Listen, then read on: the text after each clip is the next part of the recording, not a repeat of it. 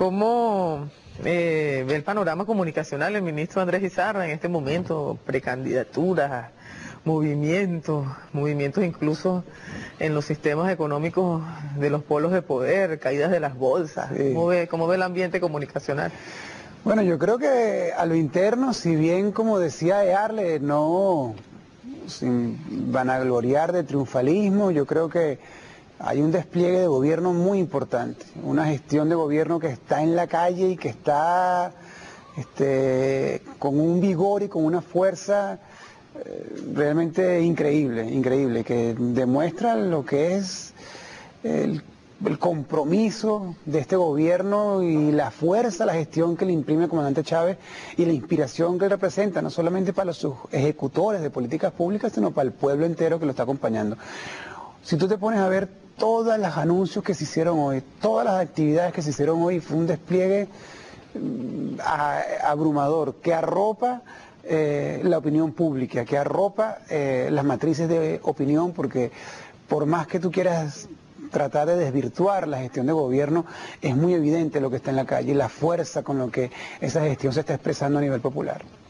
Mira, hay algunos que piensan, lo comentaba yo con Earle Herrera a propósito de una columna de opinión que escribe por allí un periodista que tiene que ver también con el tema publicitario, que piensan que eso que acabamos de ver ahora es producto de una estrategia que se diseña en laboratorios de publicidad y propaganda, incluso con asesores extranjeros, y piensa que la reacción de esta joven que vimos ahorita, que por eso la quisimos poner al inicio del segmento, pues tiene que ver con algo que se genera en las audiencias porque se ha planificado desde los laboratorios de comunicación. ¿Existen, ministro Izarra? ¿Ah? Eso lo piensa gente que sí actúa con esa mala fe y que tiene lo plástico, lo impuesto, la careta, la falsedad como modo de acción. Tú ves como todo ese tema de la tarjeta unitaria o la tarjeta única no es sino una máscara para tapar el rechazo que los propios opositores sienten por sus partidos. Están tratando de buscarle una opción para aquellos que no quieran votar por esos partidos, tener alguna forma de expresar su voto, ¿no? Pero sin embargo, hoy vimos lo que fue la encuesta de GIS 21, que la presentó Jesse al mediodía de hoy, y arrojó datos muy importantes, ¿no? Datos que también quería compartir contigo. Bueno, nosotros trabajamos uno que tiene que ver con la convicción de lo que arrojó esa muestra de que el presidente Chávez pues va a salir adelante de esta circunstancia, este percance de salud, el 71%. Sí, el 71%. Pero hay otro que tiene que ver con el tema del posicionamiento de la gestión de gobierno, por ejemplo. Sí, la gestión de gobierno, bueno, sigue creciendo. En la encuesta de julio presentó Jesse sus láminas esta mañana, ¿sí está bien? Eso es. La encuesta que presentó Jesse esta mañana en la rueda de prensa, GIS 21, da 58% de aprobación, es decir, que se mantiene la tendencia de crecimiento que hemos visto todo este año. Tania, si tú ves lo que ha sido todo el 2011, tenemos una curva de crecimiento que ya va llegando al 58% y la tendencia es a mantenerse. La pregunta allí es que yo no logro verla. ¿Cómo calificaría la gestión? Sí, la pregunta es, pensando en el último año, ¿cómo calificaría la gestión que ha llevado a cabo el presidente Chávez? A ver, si le metes un zoom ahí, cámara 1, ahí vas a ver que está llegando al 58%, pero ahí lo importante es ver la tendencia. Luego de esta caída, producto del tema eléctrico el año pasado, vemos como todo este año ha sido un año de franca recuperación en la percepción sobre la gestión y no solamente recuperación, sino que hacia estos meses la curva percibe una ligera inclinación, con lo que la tendencia es a crecer. Pero aquí te quiero mostrar un dato bien interesante, ¿no? Porque ese crecimiento en la curva se viene dado por un factor importante que es la juventud. Los jóvenes que dicen aprobar la gestión de Hugo Chávez, que inclusive dicen a la pregunta, el próximo domingo, ¿por quién votaría usted? Si las elecciones fueran el próximo domingo, ¿por quién votaría usted? Sale Hugo Chávez con 56%. Este es el promedio nacional, no, esta no. Es aquí, compadre.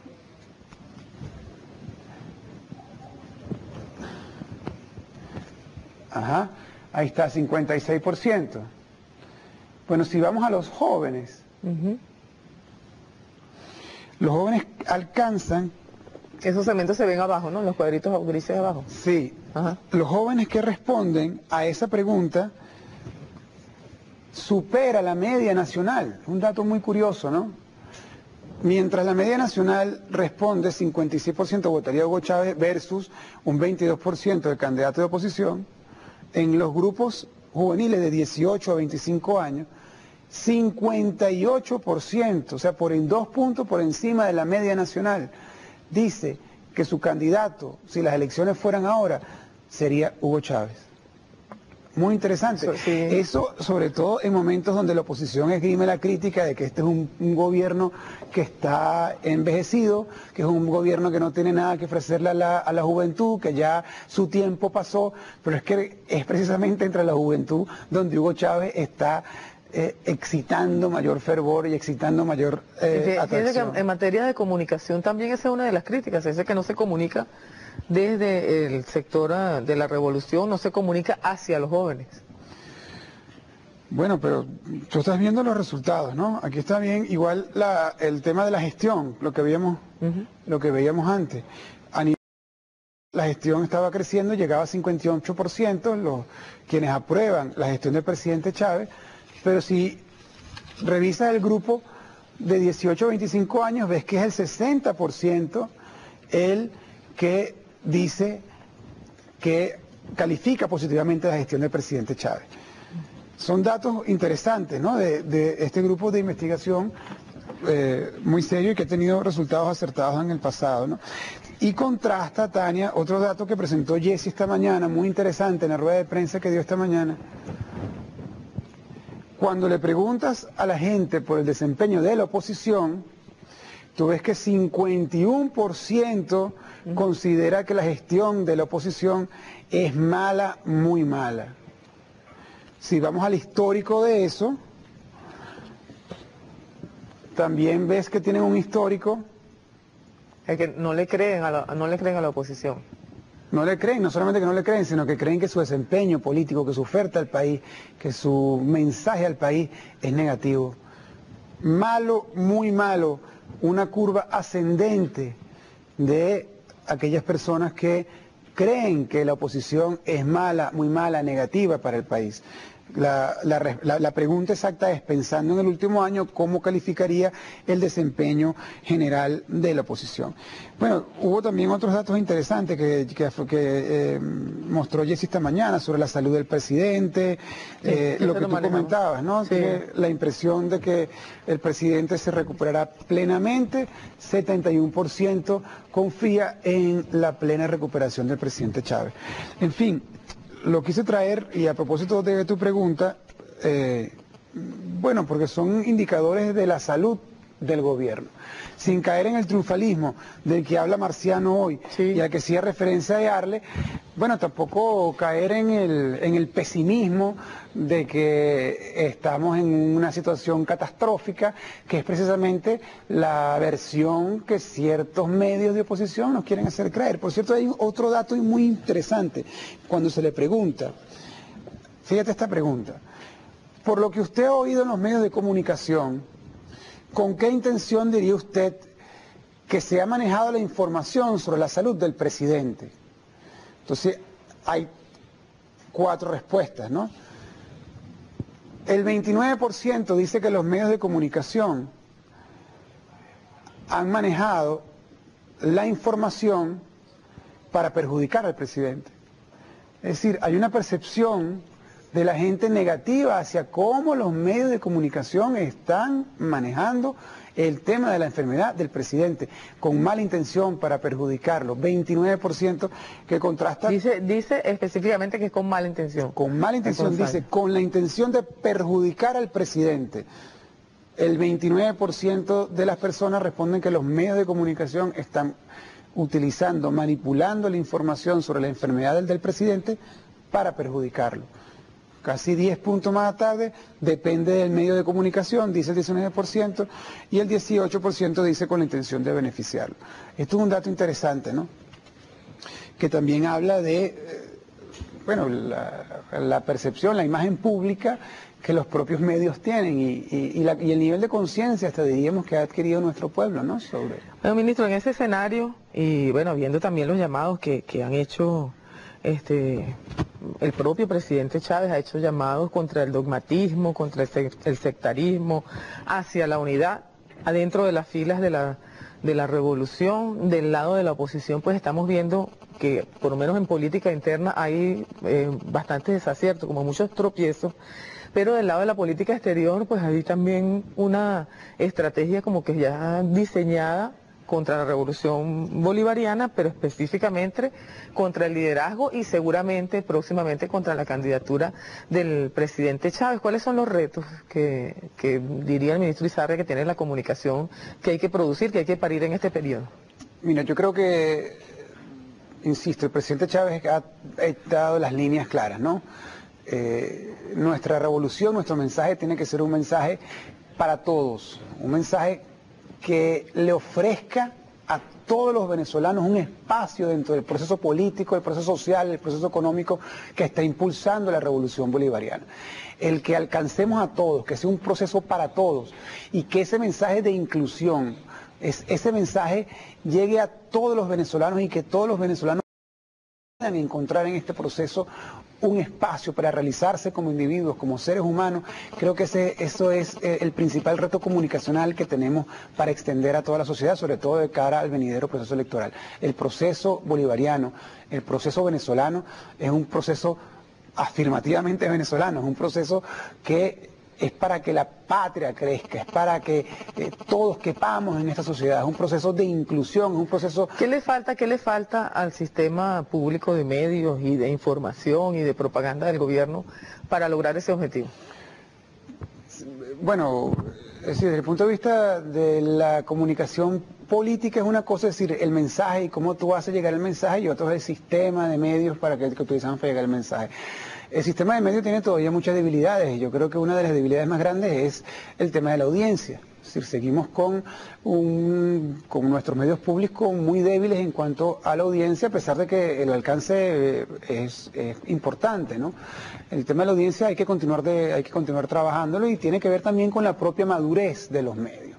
Son medios muy jóvenes, con personal muy jóvenes, con estrategias que han también sufrido muchos vaivenes a lo largo de bueno, y que la competencia es una competencia nacional feroz. Y transnacional. Sí, es una competencia feroz, pero eso no quita que uno de los principales retos que tiene nuestro sistema de medios es el tema de la audiencia, crecer en cuanto a la audiencia.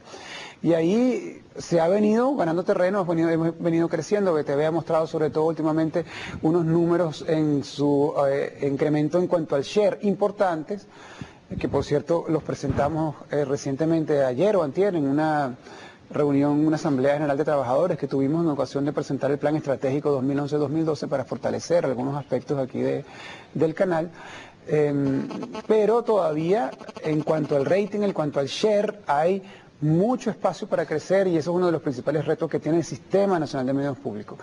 En cuanto al mensaje político, bueno, el mensaje político tiene muchos canales y muchas vías para difundirse, ¿no? Una de esas vías, porque tiene que ver también con la visibilización del poder popular, que además es una de las líneas estratégicas. ¿Hasta qué punto esas demandas populares, esas demandas de los distintos sectores, esas inquietudes, esas propuestas, esa creatividad tiene visibilidad en los medios del Estado? Le voy a hacer una pregunta, ¿no? El presidente Chávez hizo un llamado contra el dogmatismo y el sectarismo, eso viendo las filas de la revolución hacia lo interno. Decía Arle Herrera, mira, yo creo que hay que fomentar el debate y la discusión cara a cara, cuerpo a cuerpo en la calle. Pero vamos a trasladar ese, el escenario político, al escenario mediático, hablando de retos. ¿Cómo o qué se ha pensado desde el Estado para combatir esos males que están presentes? Por ejemplo, ¿de qué forma se acerca la comunicación del Estado a un Estado que mantiene vicios del Estado burgués, a un Estado que mantiene, por ejemplo, una burocracia que podría estar haciendo daño? Hablo de un ejemplo en el sector laboral, ¿verdad? Una burocracia que puede estar de repente, y lo decían ayer en la reunión entre el PCD y el PSV, se generó esa discusión. Bueno, mira, el tema es que son los trabajadores los que tienen que llevar la bandera, decía el PCB, y el PSV, bueno, tiene una visión que dice que sí, pero que es más allá. Esas contradicciones, esas realidades, ¿de qué manera puede la comunicación ayudar, bueno, para lograr también ese propósito? Yo creo que la comunicación tiene que ser una expresión o un canal para la expresión del debate. Y en la medida en que ese debate que se fortalezca y se lleva a distintos espacios, la comunicación debe acompañar todo ese debate como de alguna forma lo ha estado haciendo, quizás no de una forma tan sistemática, ¿no? Igualmente, y aquí va algo otra crítica, la presencia de la voz popular sigue siendo una voz que todavía, de la voz de nuestro pueblo, que todavía pudiera ganar más espacio dentro de nuestros medios, ¿no? Los espacios de denuncia, los espacios de participación de las comunidades, los espacios para visibilizar la construcción de las comunidades, son espacios que merecen más disponibilidad, ¿no? de recursos, de disposición, de espacio, valga la redundancia, dentro de los propios medios. Sin embargo, ahí hay que reconocer que Vive Televisión hace un trabajo muy bueno, ¿no? Porque no solamente visibiliza esas inquietudes en el seno del poder popular, sino que también lo hace de una visión muy plural de lo nacional, ¿no? Pero es inclusiva la comunicación del Estado. Inclusiva en todo, si están todos los sectores allí representados. Bueno, yo diría que sí, yo diría que representados, eso no quiere decir que sea suficiente, ¿no?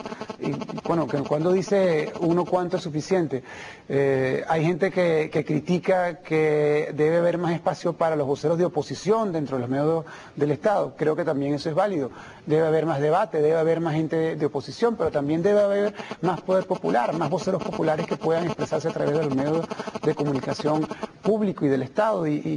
Pero eso no se hace de la noche a la mañana, son espacios que se van construyendo, son espacios que tienen que ver con el hábito, que tienen que ver con quién lo presenta, con cómo, en dónde, pero hemos ido avanzando y vamos a seguir avanzando. Por ejemplo, te pongo algo en concreto, el espacio de denuncia que nació en el noticiero, marcando el rumbo, va a pasar a ser un espacio de media hora semanal, para luego ir siguiendo, ampliando su espectro y darle, de esa forma, también más multiplicar la denuncia y el poder popular. El tema de las regiones. Esa es otra crítica, se dice que hacemos canales de televisión, para hablar de la televisión en específica, la radio es otro mundo, canales que son de Caracas para Venezuela, pero no son Caracas que representen la totalidad de Venezuela. BTV apenas hace unos años, un par de años, fue que comenzó a tener corresponsalías en el país, con una presencia permanente. Bueno, esa presencia hay que darle más fuerza para que el canal BTV, el canal de todos los venezolanos, represente realmente a toda Venezuela y no ser un Caracas de Caracas para Venezuela.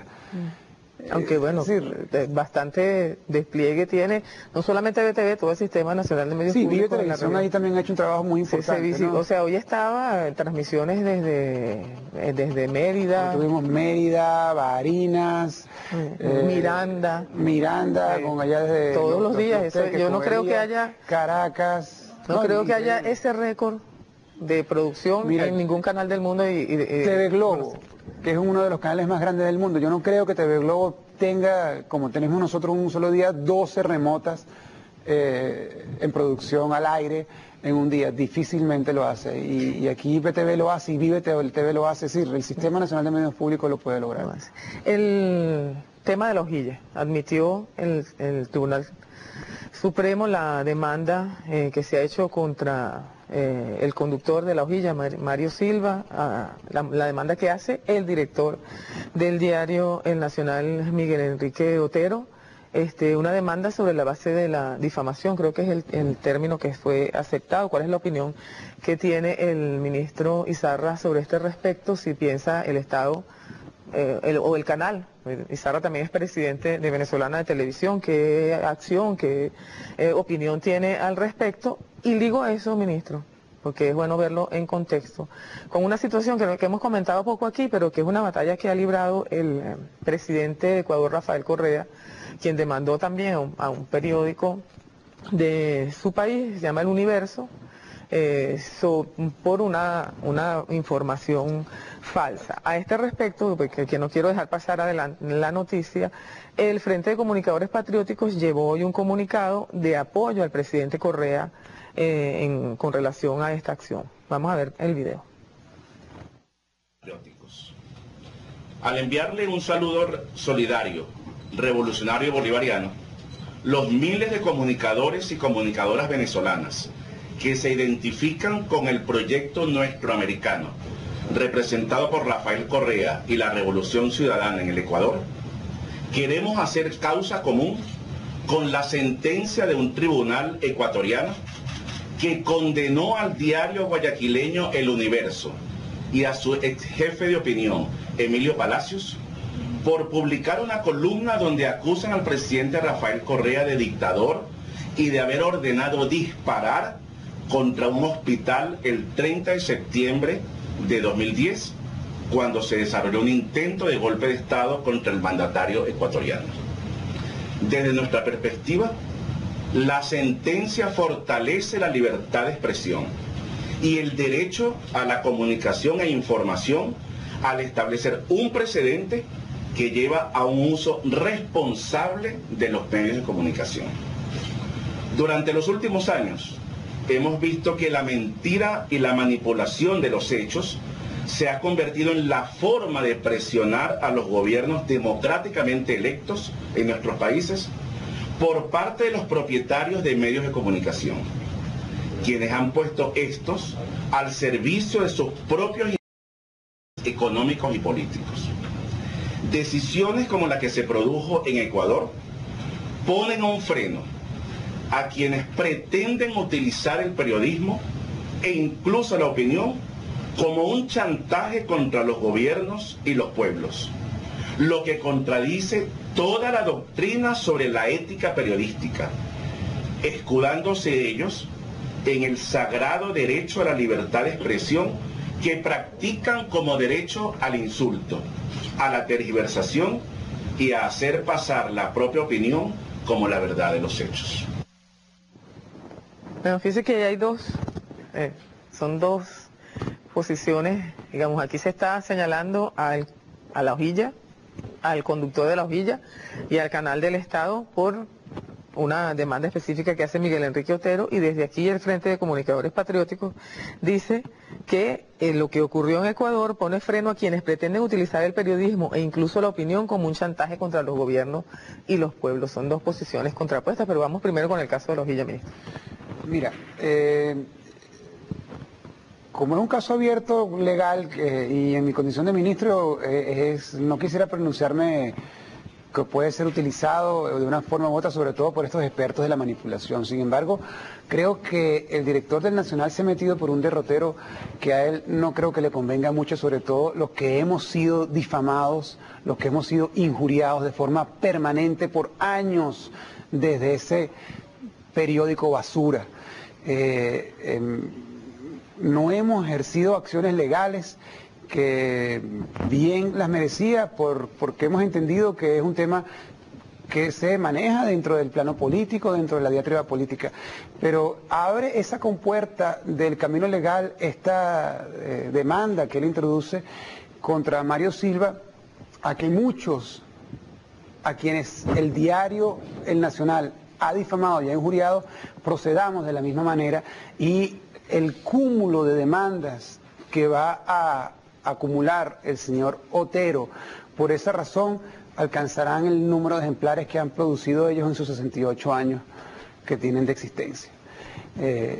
Creo que es lo más prudente a decir en este caso, que digo, es un caso que tiene, está en las Cortes. Cualquier cosa que uno pueda dejar de decir o no pudiera ser malinterpretado y utilizado para manipular. No me quiero pronunciar con respecto al caso, sin embargo Mario Silva puede contar aquí con el apoyo que le hemos brindado para que él continúe haciendo sus denuncias y continúe aquí expresando su opinión como lo ha venido haciendo todos estos años. Con relación a la reciente agresión por parte del personal privado de seguridad de Miguel Enrique Otero contra un conductor de un programa juvenil de este canal, que es Pedro Carvajalino, además, bueno, de las agresiones de Vive que tienen otra característica, pero digamos en este caso, este señor que está haciendo la demanda está en la celebración aniversaria de su periódico. Va un trabajador de este canal a cumplir su función allá, que es recoger la información política, y al tratar de acercarse el personal de seguridad privado de Miguel Enrique Otero lo agrede, lo golpea y lo hace salir del área. En este caso, el canal o Pedro Carvajalino tenga conocimiento del ministro, va a ejercer acciones legales contra Miguel Enrique Otero. Por eso digo, este señor está abriendo la puerta a un camino que no le conviene. Eso pudiera ameritar una demanda, que creo que con cuestiones penales por agresiones contra un periodista que estaba ejerciendo su libre derecho a cubrir un evento público como era la fiesta aniversario de ese periódico. Mira, no, estaba pendiente la pregunta sobre el tema de Rafael Correa y lo que pasó con el diario Universo. Muy interesante porque es un caso que lleva, digamos, al extremo una vieja discusión que es el tema de la responsabilidad en los medios.